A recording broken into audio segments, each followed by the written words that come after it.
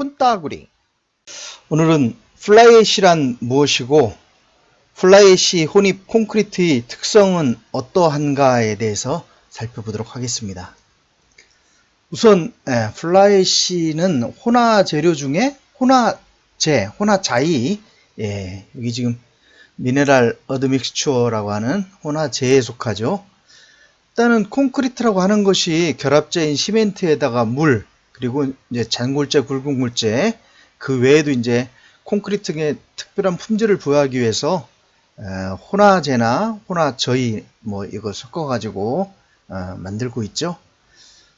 우선 이제 우리가 오늘 살펴볼 거는 혼화재료 중에 혼화재, 그 중에서 플라이애쉬에 대해서 좀 살펴보도록 하겠습니다. 플라이애쉬는 이게 지금 플라이애쉬 사진인데요. 색상으로 보면 시멘트 색상보다 약간 거무튀튀한 색깔을 나타냅니다. 약간 그레이톤이다, 그렇게 보통 얘기를 하죠.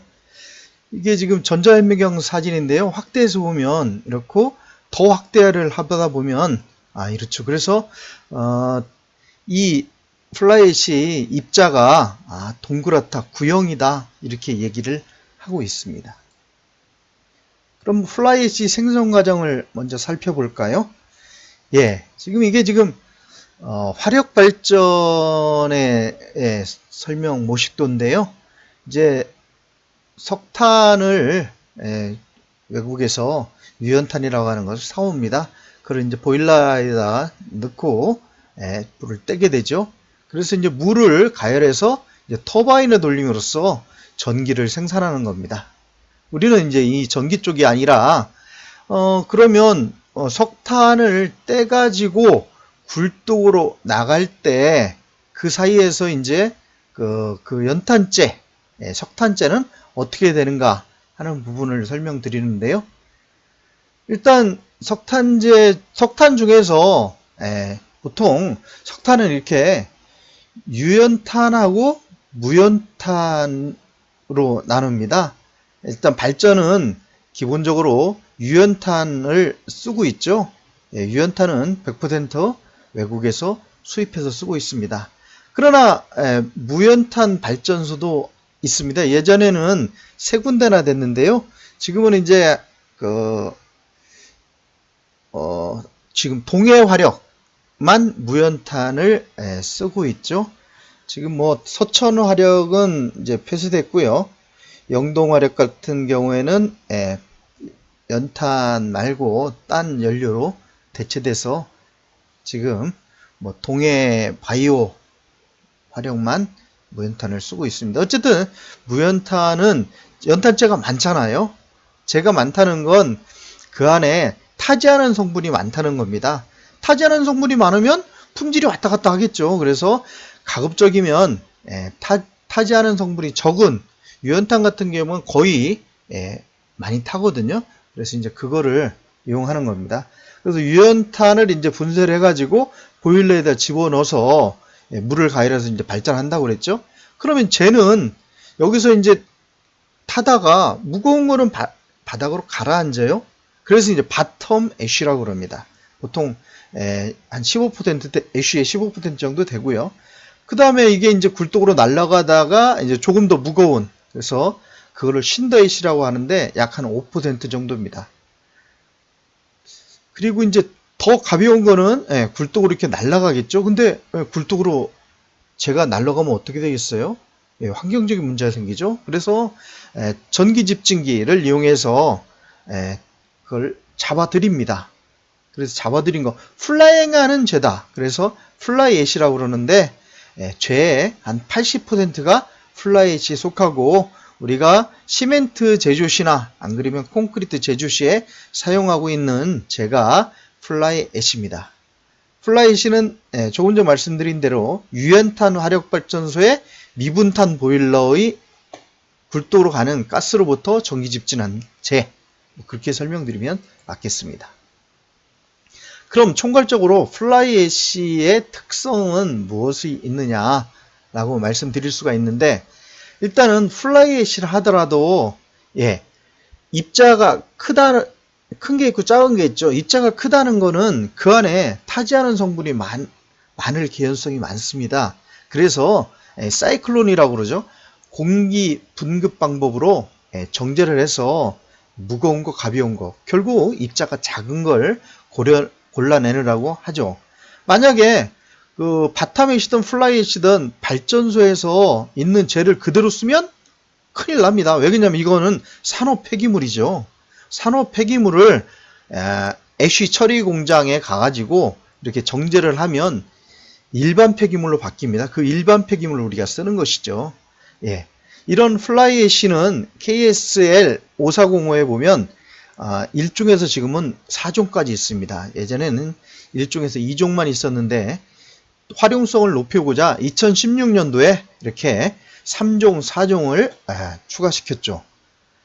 보통은 1종은 뭐 강렬 감량이 3% 이하, 2종은 강렬 감량이 5% 이하니까 거의 다 제에 탄성분이 다 많다는 거고요.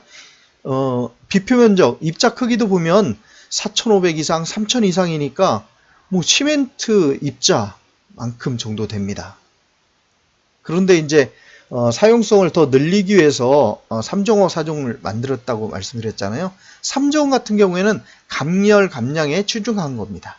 강렬 감량이 조금 큰 거, 그러니까 많이 타지 않은 성분이 많은 거, 그렇지만 입자는 작은 거. 또 플라이애쉬 4종 어떤가요? 강렬 감량은 작지만 입자가 굉장히 큰 겁니다. 비표 면적이 작다는 건 입자가 크다는 얘기죠. 이거랑 봤을 때 2배 정도나 입자가 크잖아요. 그래서 이런 부분까지 활용하면 좋겠다 해가지고 3종, 4종을 늘렸지만 보통 3, 4종은 비구조적인 구조물, 뭐 호환 블록이라든지 이런 데 사용하는 경우가 많고요. 여전히 구조적으로는 1종, 2종이 사용되고 있습니다.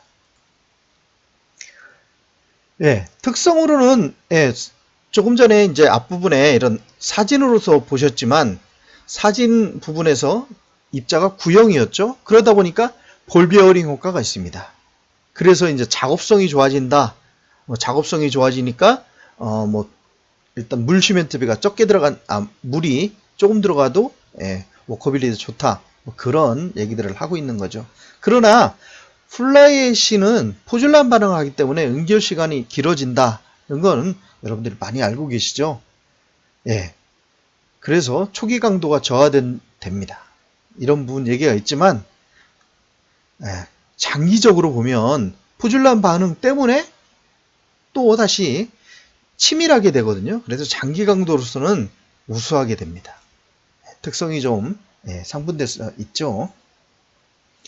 플라이애쉬를 사용한 콘크리트 중에 굳지 않은 상태의 특성은 뭐가 있을까요? 어쨌든 플라이애쉬를 시멘트의 일부로 대체한 겁니다. 보통은 한 10% 이내에서 대체하지만요. 여름철에는 25% 정도까지 기초 콘크리트 할 때는 뭐 많게는 30%까지 대체해서 하는 경우도 있습니다. 플라이애쉬를 사용한 굳지 않은 콘크리트 특성 첫 번째를 살펴보면 시멘트를 플라이애쉬로 대체했죠. 그러다 보니까 이제 그 반응 속도가 낮으니까 결국은 28일 강도를 맞추기 위해서는 결합제량을 조금 더 넣을 수밖에 없습니다. 그래서 작업성이 결국은 개선이 되고 점성도 증가하게 됩니다. 또 점성이 증가하게 되니까 블리딩도 감소하고요.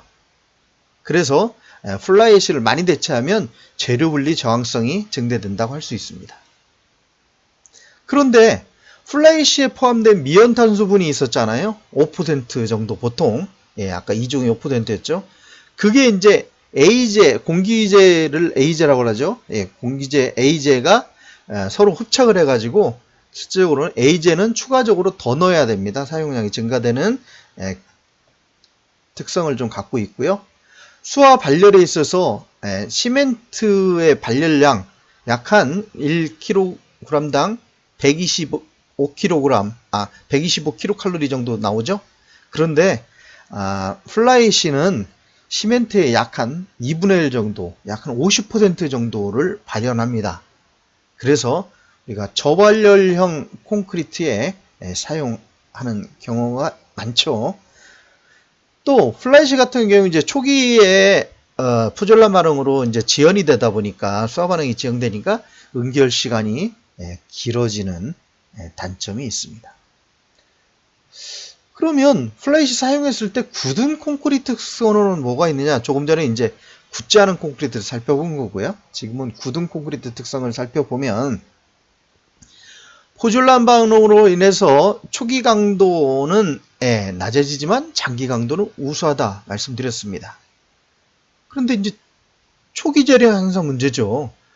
또 겨울이라고 하면 특히 문제입니다. 왜냐하면 강도가 늦죠. 그래서 일단 초기 재령에서 충분히 살수 양생을 해서 보양을 하는 것이 굉장히 필요하고요. 또 단위 수량이 감소된다고 말씀드렸죠. 그래서 결과론적으로는 수량이 적게 들어가 버리면 건조 수축량은 적어짐으로써 건조 수축 총량이 작아집니다.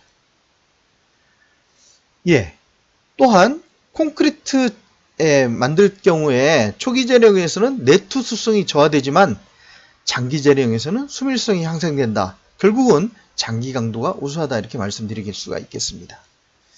플라이시를 썼기 때문에 포졸란 반응으로 응결 시간이 지연됨으로 인해서 많이 대체한다면 초기 동해 위험이 커집니다. 그래서 겨울철에는 15% 이상 치환되는 것은 안 하고 있죠. 이런 초기 강도 부족이라면 어떤 부분에 구조물에 영향이 있을까요? 겉부집 제거 시기, 오메가 파스칼 벽체 같은 경우에 돼야 되잖아요. 근데 오메가 파스칼 되는 경우가 이제 초기 강도가 늦어지잖아요. 그러면 겉부집 제거 시기도 늦어지는 그런 부분이 될 수가 있습니다. 또한 겨울철에는 초기 강도가 문제가 돼서 동해를 입을 수가 있기 때문에 예측하고요. 그래서 온도 계측으로 해가지고 콘크리트를 적극적으로 관리를 할 필요가 있겠습니다. 오늘 여기까지 하겠습니다.